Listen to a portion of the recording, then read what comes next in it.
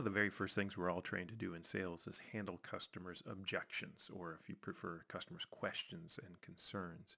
In fact, one of the first assignments as a subject matter expert that I received in supporting a sales team back many years ago was to provide them with objection handling documents. If you hear this concern, if you hear this objection, here are the words you should say in response to hopefully allay those concerns.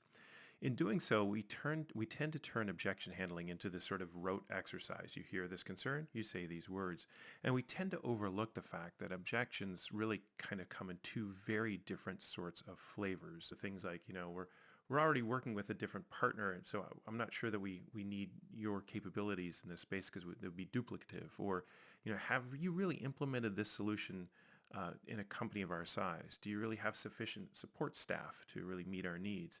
These are all kind of customers' concerns about your capabilities, and that's usually where we'd answer, of course, with some bit better, deeper, more fully developed explanation of our capabilities. Here's why our solution is different. Here's how we've helped other companies like you. Here's the steps we'll take to align to meet your needs.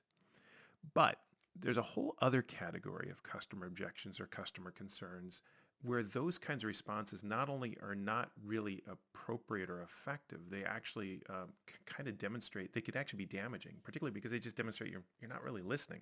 So these would be concerns that have nothing to do with you at all, but have everything to do with customers' concerns, not about you, but about themselves. I appreciate all these success stories that you've had with other companies, but I'm just concerned about our ability to implement the solution in our organization, just given how we're wired, because we're just a little bit different here at our company. Or, these kinds of projections, they just seem just a little bit too optimistic for our specific context. Or, I'm just not sure that we're going to see the adoption in our organization that's really going to make this kind of investment worth it. Notice in every one of those cases, there's a strong, almost gravitational pull to say, no, let me tell you how, again, we're different, or we're better, or we're going to help. And so we tend to answer these concerns that customers have about themselves with a story about us.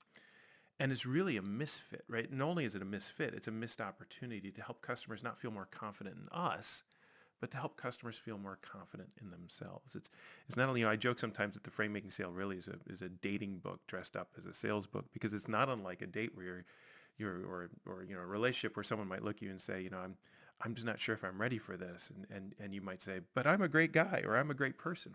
And whether or not you're a great person is kind of immaterial to whether or not they feel they're ready or not ready to have a serious commitment or a serious relationship.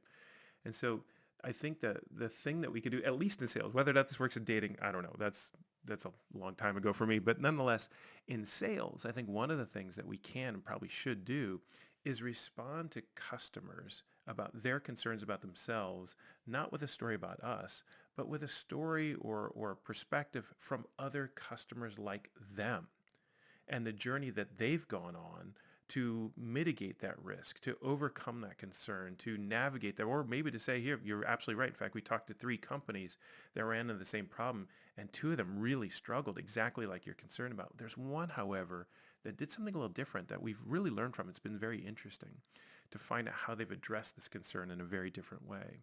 And so, again, your opportunity here isn't to share more about you, but to share more about your customer. And if you can't talk about the customer specifically, what you can do is talk about other customers like them, giving them the social proof, the confidence not in you, but in themselves, that maybe actually they can do this, that they can see value, that they can navigate their own internal complexity. And so as you think about customer objections, or again, customer concerns, listen very carefully and ask yourself as you hear those, are they really concerned about you and your capabilities, or are they really concerned about themselves and their capabilities?